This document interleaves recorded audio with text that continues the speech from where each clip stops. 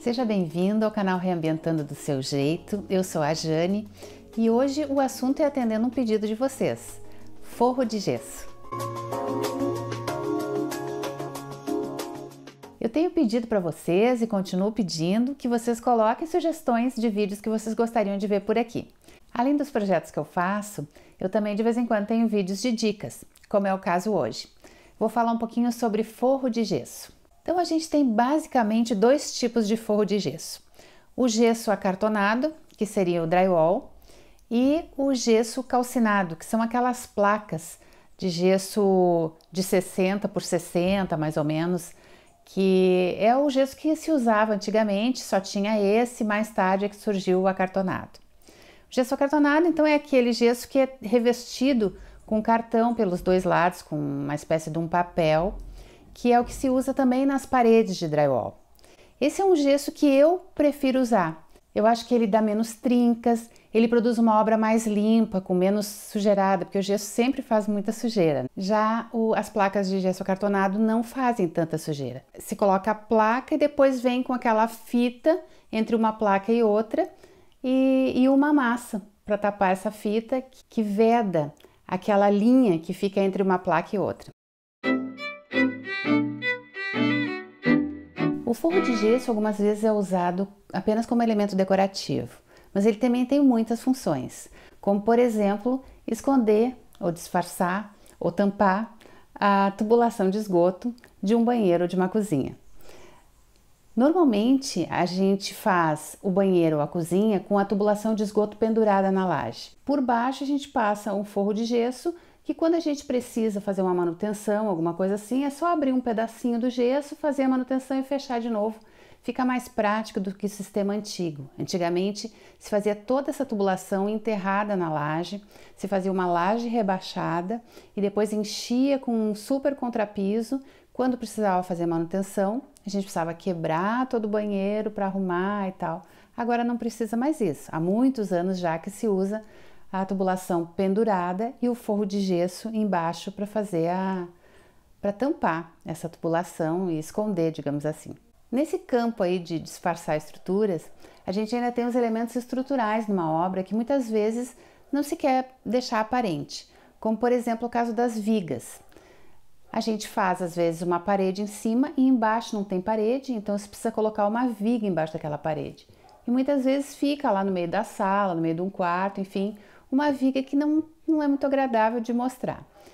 Dependendo do conceito do projeto, a gente pode assumir aquela viga, deixar assim com uma cara mais industrial, assumir mesmo aquele concreto. Eu acho até bem bonito. Mas tem outras propostas em que aquela viga se torna um pouco incômoda no meio de uma sala, dependendo da proposta da decoração ou da arquitetura daquela sala. E aí entra o gesso, como um elemento que compõe esse teto e que disfarça essas estruturas que não se quer mostrar. Dentro desse assunto do gesso, a gente ainda tem as sancas e os cortineiros. Eu separei aí um material no Pinterest com projetos de colegas, mostram como utilizar essa iluminação das sancas e até do cortineiro. Sim, existe cortineiro iluminado. Me acompanhe aí no vídeo que eu acho que vocês vão gostar das dicas que eu separei aqui.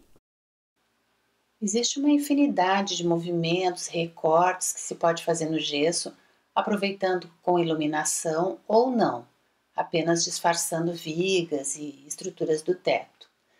Se pode utilizar curvas, degraus, enfim, soltar a criatividade.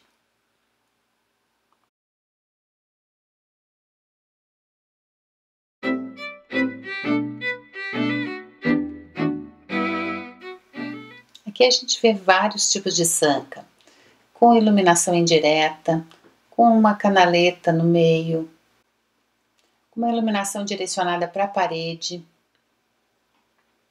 com alguns nichos na sanca de iluminação. E aqui é aquele caso que eu falei para vocês, que às vezes a gente não tem a parede, tem a viga em cima, ou até demoliu a parede, ficou a viga, e a gente utiliza o gesso para uniformizar esse ambiente. E quando o gesso está chegando perto da parede, a gente precisa dar um acabamento. Então, ou a gente encosta e depois coloca uma moldura embaixo, ou a gente deixa ele um pouquinho afastado e faz uma tabica, que seria um negativo. Ele dá um acabamento muito melhor para o gesso. Acho que fica muito mais bonito o forro com tabica, eu prefiro. Não esquece de deixar o seu curtir aí embaixo, se inscrever no canal se ainda não é inscrito e compartilhar o vídeo com os seus amigos. Ah, eu sei que nem todo mundo tem Instagram. Eu até pouco tempo também não tinha e não lidava muito com ele.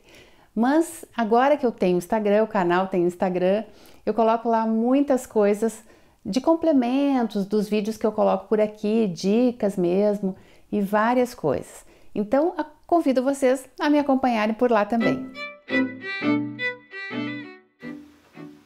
Eu separei 3 tipos aqui de cortineiro. Esse que é o embutido, que o forro de gesso acaba um pouquinho antes da janela e deixando um espaço para esconder o trilho da cortina lá em cima.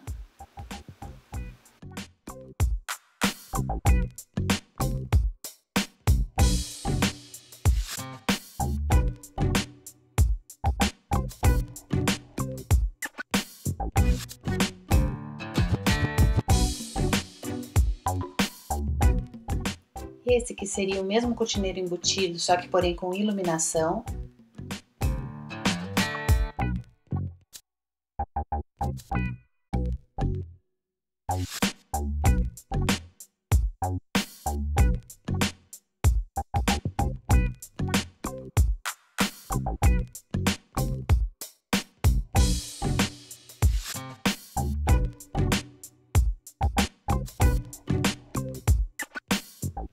E o cortineiro sobreposto, que é uma moldura de gesso sobreposta à cortina,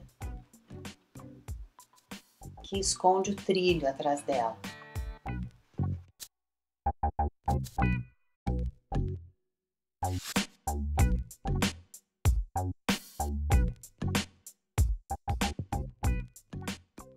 Eu espero que você tenha gostado desse vídeo. Agradeço muito a sua companhia até aqui. Desejo uma ótima semana. Tchau!